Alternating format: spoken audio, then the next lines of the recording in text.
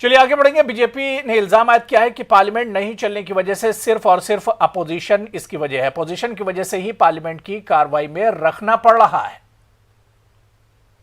जी बार बार appeal कर रहे हैं कि इस सदन में विपक्ष आए, तीखे से तीखे आलोचना करे, चर्चा करे।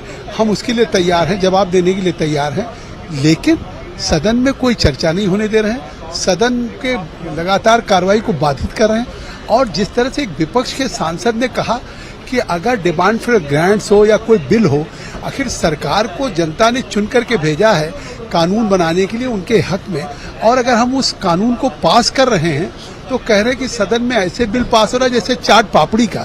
तो अगर ये बात एक विपक्ष का सांसद कह रहा हो राज्यसभा में, तो ये सरकार का नहीं बल्कि देश के 135 करोड़ लोगों की भावनाओं पे कुठाराघात है और उनका सीधा सीधा अपमान है। भारत सरकार नरेंद्र मोदी जी के नेतृत्व में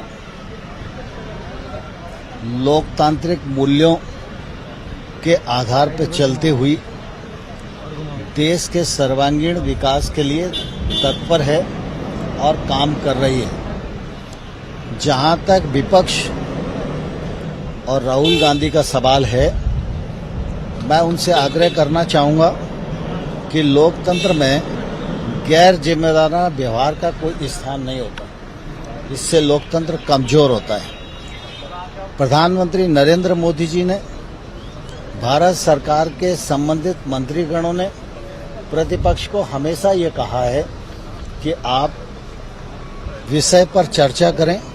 भारत सरकार हर विषय पर चर्चा करने के लिए तैयार है, लेकिन विपक्ष चर्चा करने को तैयार नहीं है। विपक्ष की स्थिति भी किसान यूनियन जैसी हो गई है। प्रस्ताव कुछ है नहीं और सदन को बाधित करना ही एकमात्र रास्ता उनको सूझता है। राज्यसभा रुकन सैयद नासिर हुसैन ने